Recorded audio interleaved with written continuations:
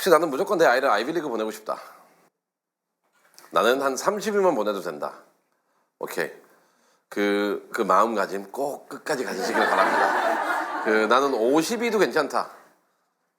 왜냐면 오케이. 이 답은 좀 다른 것 같아요. 아까 말씀드린 것처럼 우리가 최대한 저는 그럼 오늘 모든 질문에 대해서 톱 15 하고 그다음에 톱 30위권 이렇게 나눠서 답을 드리겠습니다. 일단 30위권 정도 아이들 보면은 저희도 한 학점 3.5, 3.6인 아이들이 BU, BC, Tufts, NYU를 가요. 매해마다 가는. 근데 그 점수면은 못 가는 점수예요. 그냥 가는 이유는 뭐냐면은 걔네들한테는 솔직히 제가 봤을 때 well-rounded보단 스파이크가 더 중요한 것 같아요. 그러니까 그 군에 있는 아이들은 스파이크가 없어요. 그냥 뭔가 조금 간당간당하게 가는 애들이거든요.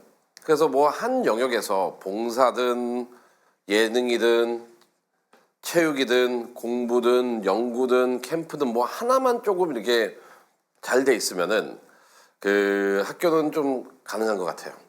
근데 뭐 밴더빌트는 절대 안 되고요. 그렇게 해서는 밴더빌트 뭐 에모리는 될까 말까 한 거, 존 서킨스 안 되고 카네기 멜론 안 되고 안 되지만 지금 말씀드렸던 좀 비싼 사립 학교들 있잖아요. 그 유학생들 장학금 잘 안 주는 데들. NYU, BC, BU는 조금 고정돼 있는 30위권에 있는 아이들은 그다음에 뭐 주립대학교 좋은 게 많으니까 스파이크가 더 중요한 것 같고, 일단 그런데 이제 상위 대학교 같은 경우에는 스파이크도 중요하지만 아까 말했던 그 well-rounded achievement도 깔려 있어야 될 것 같아요. 스파이크만 있는 게 아니라. 그래서 그 차이인 것 같습니다. 이거 답을 어느 게 더 중요하다라고 일반에서 말할 수는 없지만 우리 아이가 어디를 대상으로 하냐. 그래서 뭐 예를 들어 볼게요. 우리 아이가 지금 성적이 3.8이다. 3.8. 그러면은 이런 생각은 가지면 안 돼요. 3.8이니까 내가 스파이크 하나는 진짜 화려한 걸 하나 만들어가지고 아이비 가겠다. 그건 안 돼요. 그건 안 돼요. 왜냐면 기본이 안 돼 있는 거기 때문에. 근데 반면에 우리 아이가 3.4다, 3.5다. 점수로만 보면 이 아이는 50위권 밖이에요. 근데 이런 아이들을 조금 더 이제 30위권 안에 22, 30위 정도로 보내려면은 스파이크가 더 중요하겠죠. 근데 여기서 아까 그 에블린 선생님이 말한 것처럼 우리 학교가 9학년이다, 10학년이다. 한번 볼게요. 9학년, 10학년이다. 8학년은 없죠? 8학년도 있나요? 8학년 없겠죠? 8학년. 오케이. 제일 여유롭게 들으시면 됩니다. 아직 시간이 제일 많으시니까. 제가 보기에는 9학년, 10학년 아까 에블린 선생님도 일찍 와서 하는 게 더 좋다라고 말씀하신 이유는 그런 것 같아요. 왜냐면 그래야지만 지금 말했던 이 well-rounded적인 내용을 다루면서 스파이크를 미리 찾아줄 수 있으니까. 그래서 그런 부분이 답으로 넘어가면 이거 누가 질문하신 건가요? 안 오셨어요? 질문하시고? 오케이, 알겠습니다.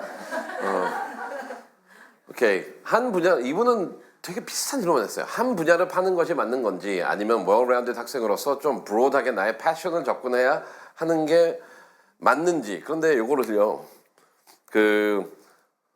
언어적으로 되게 틀린 질문이에요. 왜냐면 어떻게 브로드하게 패션을 접근해요? 그건 안 되죠. 패션은 이렇게 파고드는 거니까. 근데 여기서 아까 대답한 것 같습니다. 그렇습니까? 네네네. 예를 들어 법 쪽에 관심이 있는데 네네. 그 법 분야에서 뭔가 이제 이슈를 할 때 항상 리갈 쪽 퍼스펙티브로 해야 되는지 아니면 다른 분야를 접목해서 네네. 해야 되는지. 알겠습니다. 그럼 말이 되네요. 오케이. 그러면은 이 질문은 이제 학문적인 부분과 그러니까 academic, non-academic한 걸로 좀 나눠볼게요. 그리고 academic한 부분도 전공과 비전공으로 나누고, 그다음에 non-academic도 그러니까 volunteering, non-volunteering 이렇게 총 4가지로 나눠서 답변드리겠습니다. 첫 번째 거 했을 때 우리가 well-rounded 학생이 뭔지, passion이 뭔지 이거를 접근했을 때요. 일단 1-1 전공과 관련돼 가지고 아까도 예시에 나온 것처럼 전공을 했을 때 아이가 법에 관심이 있다 했을 때는 이런 거겠죠. 대학교에서 원하는 거는 로펌에서 인턴을 하는 그럼 예시를 볼게요. 로펌에서 인턴을 하는 거. 그다음에 두 번째 예시는 환경 규제에 관련해 가지고 NGO에서 일하는 거. 어떻게 보면 둘 다 법의 범주 안에 있어요. 왜냐면 우리 삶 자체가 법에서 벗어날 수는 없기 때문에. 근데 대학교에서 원하는 건 뭐냐면 후자인 것 같아요. 조금 더 이런 사무적인 쪽으로 들어가는 것보다는, 그리고 고등학생이 무슨 소송 준비하겠어요. 가끔씩 그런 애들도 있어요. 어느 로펌에 가서 내가 소송 업무를 준비했다. 그러면은 너 그 로펌 절대 나한테 어느 회사인지 말하지 마라. 거기 고소한다. 한번 여러분도 생각해 보세요. 내 사건을 고등학생 애가 보고 있다고 생각, 어떨 것 같아요, 기분이? 안 되죠. 그래서 그런 것보다는 아까도 이제 호기심이라는 거는 그러니까 에블린 선생도 그랬고 모니카 선생도 그랬어요. Why? 그래서 법에 관심이 있으면 환경 규제가 왜 이렇게 엉망으로 돼 있을까? 아니면은 환경 내용이 왜 이렇게 집행이 안 될까? 하는 활동을 해도 되겠죠. 그런 면에선. 그래서 우리가 이 브로드하다는 것도, 그다음에 패션에서 이렇게 초점을 두는 것도, 법을 하는 아이라면은 이란 엑스트라 커리큘럼은 너무 법 쪽에 있는 우리 관점 있잖아요. 어느 로펌, 어느 법무팀, 계약서 검토, 이런 거는 아닌 것 같아요. 왜냐면 거기에는 Y라는 질문은 하나도 없어요. 이 아이의 호기심이. 그리고 아이가 그거를 할 수 있는 능력도 안 돼요. 제가 봤을 때는 아이를 무시하는 게 아닙니다. 저도 한때 고등학생이었고 그런 거 할 생각도 안 해봤어요. 저는 그냥 어떻게 하면 더 놀까였지.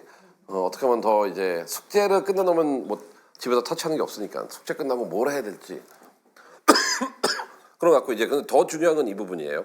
1-2 이제 전공과 관련 없는 거. 일반적으로 법을 공부한다는 아이는 이렇게 생각하겠죠. 그럼 우리 아이가 법을 공부하고 싶다면은 영어 잘해야 되고 정치 역사 잘해야 되고 maybe 경제 잘해야 되고 대학교들이 이걸 좋아하겠구나. 그래서 AP US History, AP World History, AP US Government 이런 것만 주구장창 들을 거예요. 리버스 해가지고 스템 쪽도 그쪽에 듣겠죠. 근데 대학교에서 원하는 건 뭐냐면 아까도 얘기했듯이 문과 이과의 밸런스예요. 그리고 multiple discipline을 좋아하기 때문에 공부하는 것도 이 많이 나왔을 때 academic curiosity라는 단어도 많이 썼어요. 그거는 전공에만 해당되는 게 아니라 비전공인 영역에서도 본인의 그 지적 호기심은 나타내야 됩니다. 그래서 이 well-rounded passion 이거는 전공 관련해서 이렇게 두 개 학문에 나눴고 이제 activity 관련해서도 두 개를 나눈다면은 volunteering과 non-volunteering을 얘기했는데 volunteering은 법으로 또 봉사한다는 아이들을 보면은 그러니까 이거예요. 또 의대 간다는 애들도 의료 봉사를 가겠대요. 그래서 저도 고민스러워요. 저희 어머니도 의료 봉사 한 30년 하셨는데 얘가 과연 가서 뭘 할 수 있을까? 괜히 이상한 주사위 줬다가 거기서 찔리면은 그건 의료 사고고, 그다음에 사람들 접수시키는 것도 개인 정보니까 또 안 되고, 이건 진짜 할 게 없어요 가서. 마찬가지로 저희도 이제 법대나 이제 정치하겠다는 애들이 와가지고 무료 법률 그러니까 외국인 노동자들 무료 법률 센터에 가서 일을 하겠대요. 무료 법률 상담을 하겠대요. 그래서 야, 그 외국인 노동자들이 너보다 더 많이 할 텐데 너 가서 그냥 배워온다고 하자. 그래서 우리가 전공과 관련된 이제 활동, 이제 봉사 이제 전공을 해야 되는 이걸 접목시키는 건 괜찮아요. 그러니까 그 환경에 노출되는 거. 근데 거기서 내가 무엇을 많이 했다라고 해가지고 그거를 스파이크로 만들 수는 없는 것 같아요. 왜냐면 아이가 할 수 있는 게 너무나 제한적이니까. 이제 비전공적인 부분에서는 이제 답은 되게 무한해 있죠. 법대를 가고 싶은 아이가 예를 들어서 그 전반적으로 봤을 때 내가 한번 좋은 변호사가 되려면은 그 퍼블릭 스피킹도 잘해야 되겠죠. 그러면은 법이랑 직접 관련은 없어도 디베이트는 할 거고. 그다음에 좋은 변호사가 되려면은 사회 이슈에 대해서도 글도 잘 써야 되니까 저널리즘을 할 수도 있고, 또 좋은 변호사가 되려면은 따뜻한 마음을 보여줘야 되니까 뭐 또 봉사로 돌아가네. 그럼 봉사 서비스 마인드도 해야 되고. 그래가지고 그 활동적인 측면에서는 오히려 지금 말씀드린 것처럼 좀 법이랑 직접적인 관련은 없어도 이거를 할 사람이 필요한 좋은 사례는 뭐냐면요. 그 미국에서 이제 의대나 약대나 특히 의대나 약대 지원했을 때 어떤 질문이 가장 많이 물어보는 질문일까요? 우리는 흔히 너는 왜 의사가 되고 싶냐라는 질문이겠죠? 근데 그 질문은 거의 아무도 안 물어봐요. 많이 물어보는 질문은 뭐냐면은 바이오캠 중에 너는 어떤 과학이 왜 재밌냐? 두 번째 더 중요한 질문은 뭐냐면은 너의 서비스 정신, 너의 봉사활동과 사회에 기여하는 에세이가 훨씬 더 크거든요. 왜냐면은 의사가 되기 위해서는 대학교 가서 지식은 집어넣을 거예요. 근데 좋은 의사라는 건 뭐죠? 서비스직이잖아요. 희생정신. 그래서 원서에서 그런 걸 많이 보는 거고, 또 좋은 의사가 되기 위한 조건이 뭐죠? 기초과학에 대한 지식이잖아요. 그래서 마찬가지로 우리가 이 전공과 관련을 했을 때는 그 분야를 보지 말고 그 분야에서 어차피 대학교 가면 트레이닝을 받으니까 그 분야에서 성공하는 사람이 되기 위해서는 뭐가 어떤 요건이 필요할까? 예를 들어서 우리 스템 한 분 계셨는데 이 아이가 엔지니어가 되고 싶다. 그럼 엔지니어가 되고 싶으면은 뭐가 중요할까요? 기본적으로 수학, 코딩, 뭐 통계는 중요하죠. 그런데 또 중요한 게 뭐냐면은 대부분 이제 코넬 아까 제가 에세이 설명하면서 엔지니어링은 좀 다른 엔지니어링이 있다 그랬잖아요. MIT도 똑같은 질문이 있고 칼텍도 똑같은 질문이 있어요. 두 가지가 있는데 하나는 communication skills. 너 의사소통 능력은 어떻게 증명할 수 있냐? 왜냐면은 한번 봅시다. 공대생들 혼자 일해요? 아니면 여럿이서 같이 프로젝트를 하나요?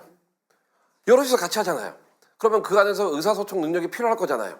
그래서 질문을 딱 공대만 그걸 물어봐요. 너의 커뮤니케이션 스킬은 어떻게 데몬스트레이트 할 거냐. 두 번째, 또 MIT, 칼텍, 콘에서 물어보는 거 failure essay. 너가 계획했던 게 실패했을 때 넌 어떻게 반응했고 그거에 대해서 어떻게 변했냐. 왜냐면 또 공대라는 그 분위기를 봅시다. 같이 프로젝트를 하면서 다양한 하이퍼포시스를 하고 100개라면 99개나 100개가 틀릴 거예요. 항상 실패의 연속이에요. 그러면은 좋은 대학교에서 원하는 인지상은 뭐예요? 실패에 어떻게 대응하는지. 그래서 이와 같이 우리가 이 분야에 대해서 어떻게 접근할 때는 그 전공만 보지 말고 그 전공자 그리고 훌륭한 전공자가 되기 위해서는 어떠한 비전공적인 실력이 필요한지. 아까 제가 예시로 들은 거 공대, 의대 똑같아요.